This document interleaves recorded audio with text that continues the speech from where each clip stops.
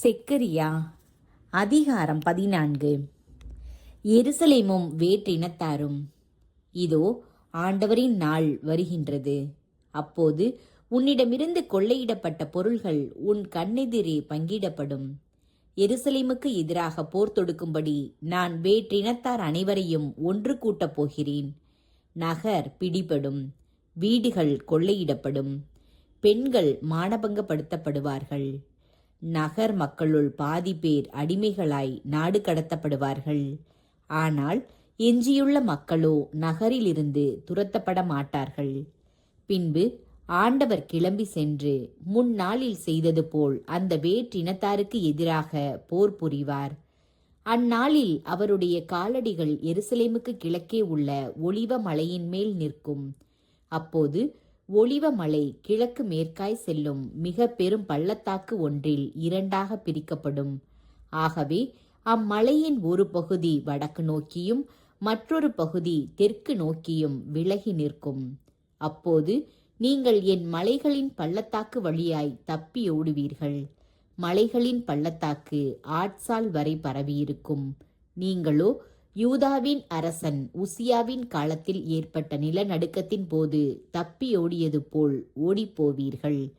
அப்போது உங்கள் கடவுளாகிய ஆண்டவர் தம் புனிதர்கள் அனைவரோடும் வருவார்.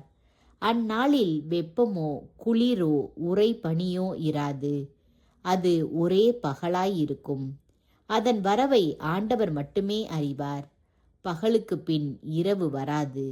மாலை வேளையிலும் ஒளி படரும். அந்நாளில் வற்றாத நீரூற்று ஒன்று எருசலேமில் இருந்து தோன்றி ஓடும். அதன் ஒரு பாதி கீழ்கடலிலும் மறுபாதி மேற்கடலிலும் சென்று கலக்கும்.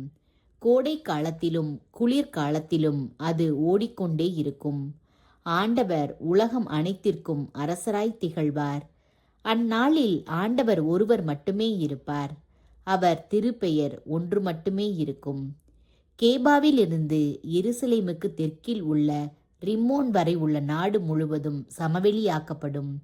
எருசலேமோ தான் இருந்த இடத்திலேயே ஓங்கி உயர்ந்து பென்யமீன் வாயிலில் இருந்து முன்னைய வாயில் இருந்த இடமான மூலை வாயில் வரையிலும் அனனியேல் காவல் மாடத்திலிருந்து அரசனுடைய திராட்சை ஆலைகள் வரையிலும் மக்கள் குடியேற்றத்தால் நிறைந்திருக்கும். அங்கே மக்கள் குடியிருப்பார்கள். இனி அவர்கள் சாபத்திற்கு ஆளாக மாட்டார்கள். எருசலேம் அச்சமின்றி வாழும். எருசலேமுக்கு எதிராக போர் தொடுத்த எல்லா மக்களினங்களையும் வதைக்கும் பொருட்டு ஆண்டவர் அனுப்பும் கொள்ளை நோய் இதுவே. அவர்கள் நடமாடி கொண்டிருக்கும் போதே ஒவ்வொருவனது சதையும் அழுகி போகும். அவர்களுடைய கண்கள் தன் குழிகளிலேயே அழுகி போகும். நாக்குகளும் வாய்க்குள்ளேயே அழுகிவிடும். அந்நாளில் ஆண்டவர் அவர்களுக்கிடையே பெரும் குழப்பத்தை ஏற்படுத்துவார். அப்போது அவர்கள் ஒவ்வொருவரும் அடுத்திருப்பார் மேல் கை வைப்பர். அடுத்திருப்பாருக்கு எதிராக கையை ஓங்குவர். யூதாவும் எருசலேமுக்கு எதிராக போர் தொடுக்கும். அப்போது சுற்றிலும் உள்ள வேற்றினத்தாரின் செல்வங்களாகிய பொன் வெள்ளி ஆடைகள் பெருமளவில் திரட்டப்படும். அவர்களுக்கு கொள்ளை நோய் வந்தது போலவே அவர்களுடைய பாளையங்களில் இருக்கும் குதிரைகள், கோவேறு கழுதைகள், ஒட்டகங்கள், கழுதைகள் முதலிய எல்லா விலங்குகளுக்கும் கொள்ளை நோய் வரும். பின்பு எருசலேமுக்கு எதிராக எழும்பிய வேற்றினத்தாரில் எஞ்சியிருக்கும் அனைவரும் படைகளின் ஆண்டவராகிய அரசரை தொழவும் கூடார திருவிழாவை கொண்டாடவும் ஆண்டுதோறும் அங்கே போவர்.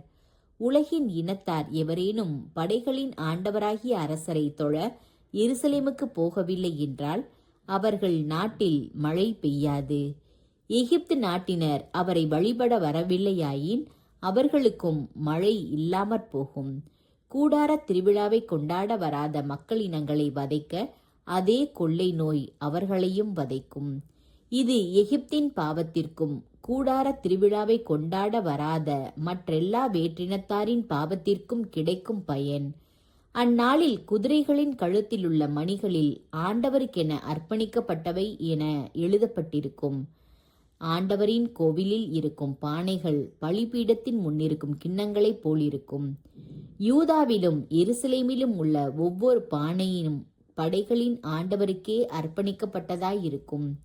பலி செலுத்துவோர் எல்லாரும் பலி இறைச்சியை சமைப்பதற்காக அவற்றை எடுக்க முன்வருவார்கள். மேலும் அந்நாள் முதல் படைகளின் ஆண்டவரது கோவிலில் வணிகர் எவரும் இருக்க மாட்டார்.